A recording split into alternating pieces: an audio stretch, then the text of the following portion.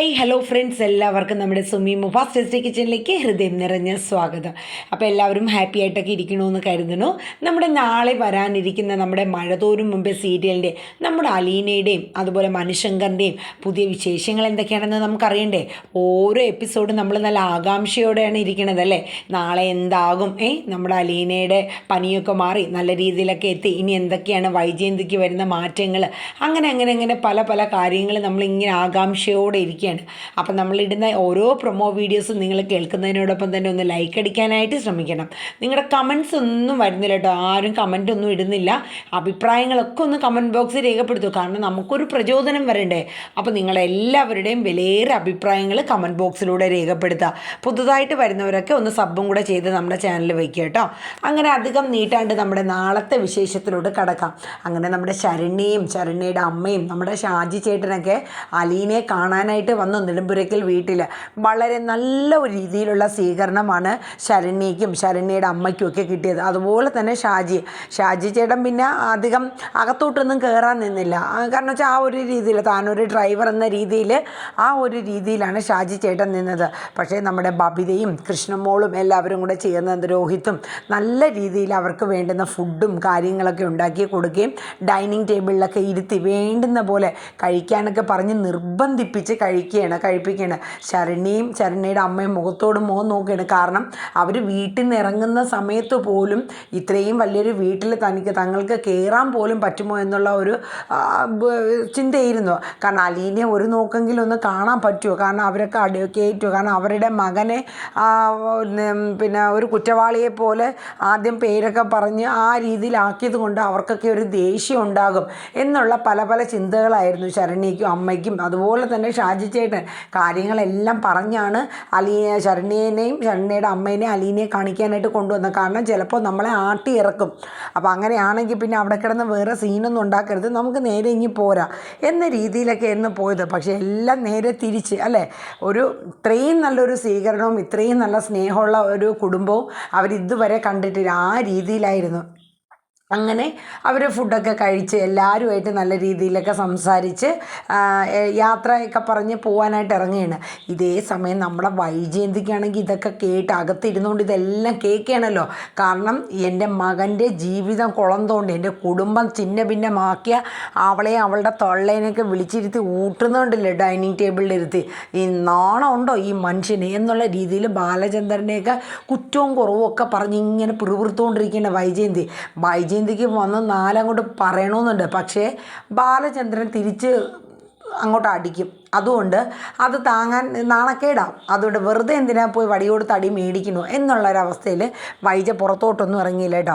അങ്ങനെ നമ്മുടെ അലീനയുടെ അടുത്ത് നമ്മുടെ ശരണ്യയുടെ അമ്മയും അതുപോലെ ബബിതയും കൃഷ്ണമോളെല്ലാം കൂടെ ഒരുമിച്ച് വീണ്ടും ചെന്ന് ഞങ്ങൾ ഇറങ്ങുകയാണ്. അലീന ചേച്ചി പനിയൊക്കെ മാറുമ്പോൾ എന്നെ കാണാനായിട്ട് വരണം കേട്ടോ. എന്നിട്ട് ശരണ്യ നമ്മുടെ കൃഷ്ണമോളെയും അതുപോലെ തന്നെ ബബിതയുടെ അടുത്തും പറയുന്നുണ്ട്, നിങ്ങളും കൂടെ വരണം കേട്ടോ ഞങ്ങളുടെ വീട്ടിൽ. അപ്പോൾ കൃഷ്ണമോൾ പറഞ്ഞു, ഞാൻ ഇപ്പോഴേ റെഡിയല്ലേ, അലീന ചേച്ചി എന്നെ കൊണ്ടുവരില്ലാന്നേ. അതൊന്നുമില്ല, ഞാൻ ഇപ്പം നിങ്ങളെയൊക്കെ ക്ഷണിച്ചു, എല്ലാവരും ഞങ്ങളുടെ വീട്ടിൽ വരണം കേട്ടോ. അപ്പം നമ്മുടെ ശരണ്യയുടെ അമ്മയും അതുപോലെ തന്നെ ബബിതയും അതുപോലെ കൃഷ്ണമോളെയൊക്കെ ക്ഷണിക്കുന്നുണ്ട്. അപ്പോൾ അവർക്കും ഒക്കെ ഒരുപാട് സന്തോഷമായി. കാരണം ഇത്രയ്ക്കും പാവമായിട്ടുള്ളൊരു കുട്ടിയാണല്ലോ ശരണ്യ എന്നുള്ള ഒരു രീതിയാണ് ബബിതയ്ക്കൊക്കെ കേട്ടോ. അപ്പം അവരും ഓക്കെ പറഞ്ഞ് അങ്ങനെ അവർ യാത്ര ഇറങ്ങാനുള്ള ഒരിതാണ്. ഇതേ സമയം നമ്മുടെ ഷാജി ചേട്ടനെ ഫുഡ് കഴിക്കാൻ വിളിച്ചിട്ട് ഷാജി ചേട്ടൻ വേണ്ട സാറേ ഞാൻ പിന്നെ കഴിച്ചോളാം എന്നൊക്കെ പറഞ്ഞ് വെള്ളവും കുടിച്ചിട്ടൊക്കെ അവിടെ ഇങ്ങനെ വെറുതെ ഫ്രണ്ടിലൊക്കെ നിൽക്കണം. ആ സമയം നമ്മുടെ ബാലചന്ദ്രൻ ഷാജി ചേട്ടനെ കാണാൻ വേണ്ടി ചെല്ലുകയാണ്. എൻ്റെ ഷാജിയുടെ അടുത്ത് പറഞ്ഞു, ഷാജി ഞാൻ ബാലചന്ദ്രനാണ്, രോഹിത്തിൻ്റെ അച്ഛൻ, എനിക്കറിയാം സാറേ എന്ന് പറഞ്ഞു. അതെ, എനിക്ക് ഒരുപാട് നന്ദിയുണ്ട്. ഞങ്ങളുടെ കുടുംബത്തിലെ കുട്ടീനെ അന്ന് അത്രയും വലിയൊരു അപകടം വന്നപ്പോൾ ഓടി വന്ന് രക്ഷിച്ചത് ഷാജി ചേട്ടനാണെന്നറിയാം. അപ്പോൾ ഷാജിയോട് ഒരുപാട് നന്ദിയുണ്ടെന്ന് പറഞ്ഞു. അപ്പം ഷാജി ഇങ്ങനെ അമ്പരൊക്കെയാണ് കേട്ടോ. ഞങ്ങളുടെ കുടുംബത്തിലെ കുട്ടി, അലീന ഈ വീട്ടിലെ വേലക്കാരിയല്ലേ, അപ്പോൾ ഇങ്ങനെ ഞങ്ങളുടെ കുടുംബത്തിലെ കുട്ടി എന്നൊക്കെ സാറ് പറഞ്ഞ എന്താണെന്ന് ഇങ്ങനെ ചിന്തിച്ചപ്പോൾ ബാലേന്ദ്രൻ ചോദിച്ചു, ഷാജി ഇപ്പോൾ ചിന്തിക്കുന്നുണ്ടാവും അലീന ഞങ്ങളുടെ കുടുംബത്തിലെ കുട്ടിയെന്ന് പറഞ്ഞത് എന്താണ്, അതല്ലേ ഷാജി ചിന്തിച്ചെന്ന് ഇങ്ങനെ ചോദിക്കുമ്പോൾ അതേന്ന് പറയാം. അപ്പോൾ പറയും നമ്മുടെ ബാലേന്ദ്രൻ പറയും, അലീന ഞങ്ങൾക്ക് അങ്ങനെ ജോലിക്കാരിയായിട്ടല്ല, അവൾ ഈ വീട്ടിലൊരു അംഗമാണ്, എൻ്റെ 3 മക്കളുടെയും ചേച്ചിയാണ്, ആ സ്ഥാനമാണ് അവൾക്ക് ഇവിടെ എന്നൊക്കെ പറയുന്നുണ്ട്. എന്നിട്ട് ഒരുപാട് കാര്യങ്ങൾ പറയുന്നുണ്ട്. പറയുന്നുണ്ട്. കാരണം ശരണ്യാണെങ്കിലും എൻ്റെ മകൻ്റെ ജീവിതം തിരിച്ചു തന്നത് ആ കുട്ടിയാണ്. എനിക്ക് ഒരുപാട് നന്ദിയും കടപ്പാടും ആ കുട്ടിയോടും ആ കുടുംബത്തിനോടും ഉണ്ട്. അതുമാത്രമല്ല, ഇന്ന് ഒരു പക്ഷേ അലീന അവിടെ ചെന്ന് ആ കുട്ടിക്ക്, ശരണ്യ എന്ന് പറയുന്ന കുട്ടിക്ക് അത്രയും ആത്മധൈര്യവും അവൾക്ക് അതിനുള്ള ജീവിതത്തിലോട്ട് തിരിച്ചു കയറാനുള്ള ആ ഒരു ധൈര്യവും ഒക്കെ കൊടുത്തത് അലീനയാണ്. അതുകൊണ്ട് അലീന എന്ന് പറയുന്നത് നമ്മുടെ ഈ വീട്ടിലൊരു വിളക്ക് പോലെയാണ്. എൻ്റെ കുടുംബം അവിടെ നിന്നും ഇവിടെ നിന്നും ഒക്കെ ചേർത്ത് ഇന്ന് ഈ രീതിയിൽ സമാധാനപ്പെട്ട ഒരു രീതിയിൽ ഇന്ന് ഉണ്ട് എന്നുണ്ടെങ്കിൽ അത് അലീനയുടെ ഒരാളുടെ മിടുക്ക് കൊണ്ട് മാത്രമാണ്. അപ്പോൾ നമ്മുടെ ഷാജി ചേട്ടനെ മനസ്സിലായി കേട്ടോ. കാരണം അലീന സാധാ പറയുന്ന പോലെ ഒരു വേലക്കാരിയല്ല, ഇവർക്കെല്ലാവർക്കും ഭയങ്കര ഇമ്പോർട്ടൻറ്റും അതുപോലെ തന്നെ അത്രയും സ്ഥാനവും അലീനയ്ക്ക് ഇവിടെ ഉണ്ട് എന്നുള്ളത് മനസ്സിലായി.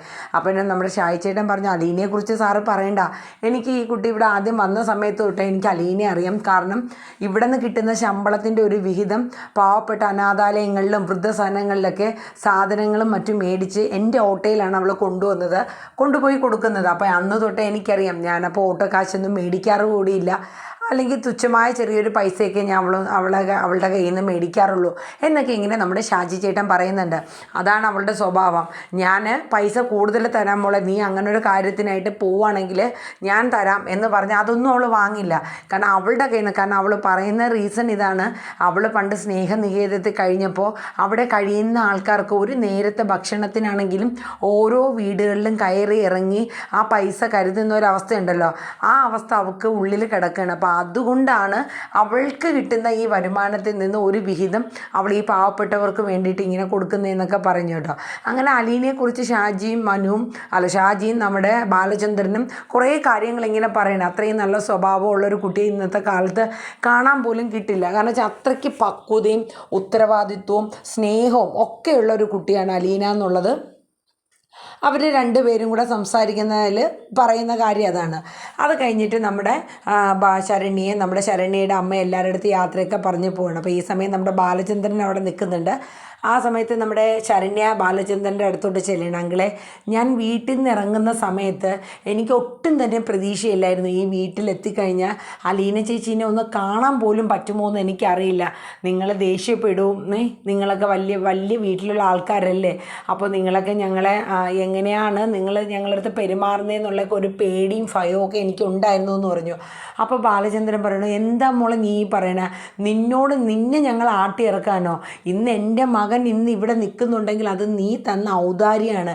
എൻ്റെ കുടുംബത്തിൻ്റെ പേരുദോഷവും ചീത്തപ്പേരും ഒക്കെ മാറി നിൽക്കുന്നതും നിൻ്റെ ഔദാര്യം കൊണ്ടല്ലേ മോളെ, നിന്നെ ഞങ്ങൾ ആട്ടിയിറക്കാനോ എന്നൊക്കെ പറഞ്ഞ് ബാലചന്ദ്രന് ഇമോഷൻ ആവേണം കേട്ടോ.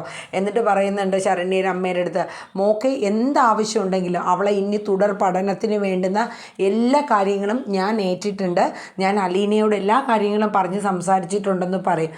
അതേസമയം നമ്മുടെ ശരണ്യയുടെ അമ്മ പറയും, അയ്യോ സാറേ അതൊന്നും വേണ്ട സാറേ എന്ന് പറയാം. അപ്പം നമ്മുടെ ബാലചന്ദ്രൻ പറയും, അതെൻ്റെ കടമയാണ്, അതിലാരും ഒന്നും എതിരായിട്ടൊന്നും പറയണ്ട എന്നൊക്കെ പറയുന്നുണ്ട്. കാരണം ശരണ്യനെ ഇനി ഫുൾ പ്രൊട്ടക്ഷൻ അല്ലെങ്കിൽ ഒരു സ്പോൺസർ പോലെ തന്നെ നമ്മുടെ ബാലചന്ദ്രൻ എടുക്കുകയാണ്. കാരണം വെച്ചാൽ ആ കുട്ടിയുടെ പഠനം, ഭാവി, അതിന് വേണ്ടുന്ന എന്ത് കാര്യവും ബാലചന്ദ്രൻ ചെയ്തു കൊടുക്കാൻ തയ്യാറാണ്. കാരണം എന്ന് വെച്ചാൽ ഇന്ന് തൻ്റെ കുടുംബത്തിലെ ഒരേ ഒരു ആൺതരിയാണ് രോഹിത്ത്. ആ രോഹിത്തിന് ഇന്ന് ഈ ഒരു വീട്ടിൽ വന്ന് ഇന്ന് ഇങ്ങനെ നിൽക്കാൻ പറ്റുന്നുണ്ടെങ്കിൽ ഈ ഒരു കുട്ടിയുടെ ഔദാര്യവും പിന്നെ മേലിയിരിക്കുന്ന ഒരാളിൻ്റെ ഇതും കൊണ്ട് മാത്രമാണ്. അപ്പോൾ അതുകൊണ്ട് ആ കുട്ടിക്ക് എത്ര കൊടുത്തിരുന്നാലും അത് മതി വരില്ല എന്നുള്ള ചിന്തയാണ് ബാലചന്ദ്രൻ. അങ്ങനെ എല്ലാവരുടെ അടുത്തും യാത്രയൊക്കെ പറഞ്ഞ് അലീനയുടെ അടുത്തും എന്നെ കാണാൻ വരണേ അലീന ചേച്ചി എന്നൊക്കെ പറഞ്ഞ് ഉമ്മയൊക്കെ കൊടുത്ത് ശരണ്യയുടെ അമ്മയും ഷായി ചേട്ടനും യാത്ര പോകണം കേട്ടോ. വീട്ടിലേക്ക് യാത്ര പോവാണ്. അപ്പോൾ ഓട്ടോ എടുത്ത് അവർ കുറച്ച് ദൂരം പോയി കഴിയുമ്പോൾ നമ്മുടെ ഷാജിച്ചേട്ടൻ പറയുന്നുണ്ട്, ഞാൻ ഇവരിൽ നിന്ന് ഇങ്ങനെയൊന്നും അല്ല കേട്ടോ പ്രതീക്ഷിച്ചേ, നമ്മൾ വിചാരിച്ചതിൻ്റെ ഓപ്പോസിറ്റ്, നല്ല മനുഷ്യരല്ലേ എന്ന് പറഞ്ഞു. അപ്പോൾ ശരണ്യ പറഞ്ഞു, അതെ ആ അങ്കിളാണെങ്കിലും അവിടെയുള്ള കുട്ടികളാണെങ്കിലും ആ ചേച്ചിയും ഒക്കെ ആണെങ്കിലും നല്ല സ്നേഹത്തോടെയാണ് പെരുമാറിയെന്നൊക്കെ പറഞ്ഞു. നമ്മുടെ ശരണ്യയുടെ അമ്മ പറഞ്ഞു, ഒരേ ഒരു കാര്യത്തിൽ മാത്രമേ ബുദ്ധിമുട്ടുണ്ടായിരുന്നുള്ളൂ, ആ രോഹിത്തിനെ ആ കുട്ടീനെ ഒന്ന് ഫേസ് ചെയ്യണം. കാരണം നമ്മൾ കുറ്റക്കാരനാക്കി ആ കുട്ടിയുടെ പേരും കൂടെ കൊടുത്തില്ലേ, അതിൻ്റെ ഒരു കുറ്റബോധമായിരുന്നു എനിക്ക് ആ കുട്ടിയുടെ മുഖത്ത് നോക്കുമ്പോൾ. അപ്പോൾ അങ്ങനെയൊക്കെയുള്ള കാര്യങ്ങളൊക്കെ പറഞ്ഞ് അവർ തിരിച്ച് വീട്ടിലെത്തുകയാണ്. ഈ വീട്ടിലോട്ട് തിരിച്ചു വരികയാണ്. വരുമ്പോഴേക്കും നമ്മുടെ പ്രഭാകരനും ഗോപനും ഒക്കെ ഇങ്ങനെ കാത്തു നിൽക്കുകയാണ്. എന്തായി പോയിട്ട് വന്നു എന്നുള്ള ആ ഒരു സീനിന് വേണ്ടി കാത്തിരിക്കുകയാണ്. ഇതേ സമയം നമ്മുടെ കൃഷ്ണമോളും നമ്മുടെ ബബിതയും കൂടെ നേരെ അലീനയുടെ റൂമിലോട്ട് ചെല്ലുകയാണ്. അപ്പോഴേക്കും അലീന അവരുടെ അടുത്ത് രണ്ടുപേരുടെ അടുത്തും കൂടെ താങ്ക്സ് പറയണം. അപ്പോൾ അവർ ചോദിക്കുന്നുണ്ട് എന്തിനാ താങ്ക്സ് എന്നിങ്ങനെ ചോദിക്കുകയാണ്. അപ്പോൾ അലീന പറയുന്നുണ്ട് ശരണ്യയുടെ അമ്മയും ഷായി ചേട്ടനൊക്കെ വന്നപ്പോൾ എൻ്റെ അനുജത്തിമാർ നല്ല സ്നേഹത്തോടെയൊക്കെ പെരുമാറിയില്ലേ അവരോട്, അതിന് ഒരുപാട് നന്ദിയുണ്ട്.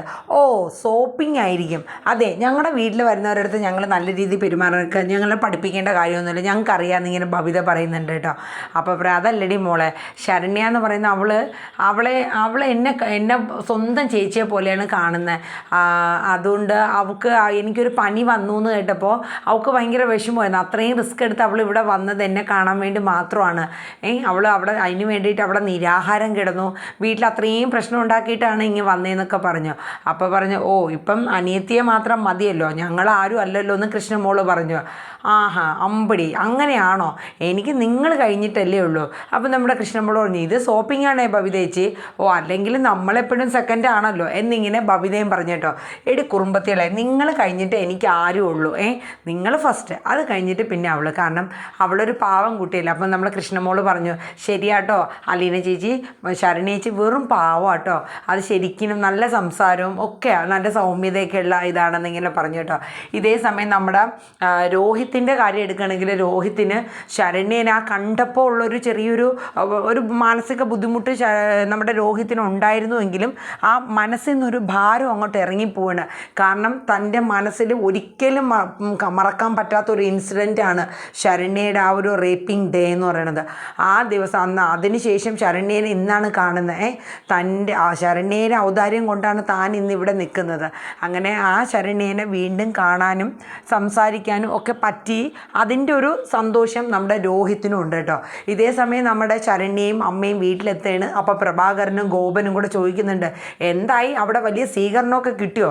അപ്പം നമ്മുടെ ശരണ്യയുടെ അമ്മ പറഞ്ഞു നമ്മൾ പ്രതീക്ഷിച്ച പോലെയൊന്നുമല്ല, നല്ല ആൾക്കാരാണ്, പണത്തിൻ്റെ ഒരു അഹങ്കാരമോ അഹമ്മതിയോ ഒന്നുമില്ല. ആ കുട്ടികളാണെങ്കിൽ കൂടി നല്ല സൗമ്യതയുള്ള കുട്ടികൾ, ഇത്രയും വലിയ വീട്ടിലെ കുട്ടികളാണെന്ന് കൂടി പറയില്ല. അപ്പം നമ്മുടെ ഗോപൻ പറഞ്ഞു ഓ പിന്നെ എന്നൊക്കെ പറഞ്ഞു കേട്ടോ. അപ്പോൾ ശരണ്യ പറഞ്ഞു ഇല്ല അച്ഛാ, ഞങ്ങൾക്ക് ഫുഡ് ഉണ്ടാക്കി തന്നു, ഡൈനിങ് ടേബിളിലൊക്കെ ഇരുത്തി എന്തോരം നിർബന്ധിച്ചാൽ കഴിപ്പിച്ചതെന്നറിയാവോ. അതുപോലെ അലീന ചേച്ചി അവിടുത്തെ സർവൻ്റ് എന്നല്ലേ പറഞ്ഞത്. അലീന ചേച്ചി അവരുടെ ആ വീട്ടിൽ അവരുടെ മൂത്ത ചേച്ചിയാണ്, അത്ര സ്ഥാനം. 3 പേരും കൂടെ, രോഹിത്തേട്ടനും അതുപോലെ തന്നെ ആ ബബിതയും കൃഷ്ണയും, അവരെല്ലാവരും അലീന ചേച്ചി നോക്കണം നോട്ടം. അപ്പോൾ നമ്മുടെ പ്രഭാകരൻ പറഞ്ഞു ഓ ആ ചെറുക്കൻ അവിടെ ഉണ്ടായിരുന്നില്ലേ, അവനെ ഫേസ് ചെയ്യാനുള്ള കേസ്, അതിനാ എനിക്കൊരു ദേഷ്യം എന്നൊക്കെ ഇങ്ങനെ പറഞ്ഞു. കാരണം രോഹിത്തിനെ അവർക്ക് അത്ര ഇഷ്ടമല്ല. അപ്പം നമ്മുടെ ശരണ്യയുടെ അമ്മ പറഞ്ഞു അല്ല ആ കുട്ടി നിരപരാധിയല്ലേ, നമ്മളെന്തിനാ ആ കുട്ടിയുടെ അടുത്ത് ദേഷ്യം കാണിക്കണേ, നമ്മളല്ലേ ശരിക്കും തെറ്റ് ചെയ്തത്, തെറ്റ് ചെയ്യാത്ത ആ പയ്യൻ്റെ പേരും കൂടെ നമ്മളും കൂടെ കൂട്ടിച്ചേർത്ത് കൊടുത്തില്ലേ ഏട്ടാ എന്നൊക്കെ പറഞ്ഞ് ശരണ്യയുടെ അമ്മ പറഞ്ഞു. എന്നിട്ട് അവരകത്ത് കയറി പോവുകയാണ്. കാരണം അവർക്ക് ഭയങ്കര സന്തോഷമായി, നല്ലൊരു രീതിയിലുള്ള പോക്കും ഒക്കെ ആയിരുന്നു. അപ്പോഴേക്കും അവർ അകത്ത് കയറി കഴിഞ്ഞപ്പോഴത്തേക്ക് ഗോപൻ പ്രഭാകരൻ്റെ അടുത്ത് പറഞ്ഞു അച്ഛാ ഇവർ പറയണേ എനിക്കത്ര വിശ്വാസമൊന്നുമില്ല, എനിക്ക് തോന്നുന്നു ഇവർ അവിടെ നിന്ന് മിക്കവാറും തെറി പറഞ്ഞ് ആട്ടി വെളിയിലിറക്കിയെന്നാണ് തോന്നണേ. അവളങ്ങനെ കള്ളം പറയുന്നില്ലടാന്ന് പ്രഭാകരൻ പറയണം കേട്ടോ. അങ്ങനെ നമ്മുടെ അലീനയെ കാണാൻ വന്നതിൻ്റെ നല്ല വിശേഷങ്ങളായിട്ടും ആ മനസ്സൊക്കെ നിറഞ്ഞ് സന്തോഷത്തോടു കൂടിയാണ് നമ്മുടെ ശരണ്യ തിരിച്ചെത്തിയത്. അപ്പം നാളത്തെ എപ്പിസോഡിൽ ഏകദേശം വരുന്ന സീനും കാര്യങ്ങളൊക്കെ ഇതാണ്. ഇനിയിപ്പോൾ നമ്മുടെ രേവതിക്കുട്ടി വരുന്ന സീനൊക്കെ ഉണ്ട് കേട്ടോ.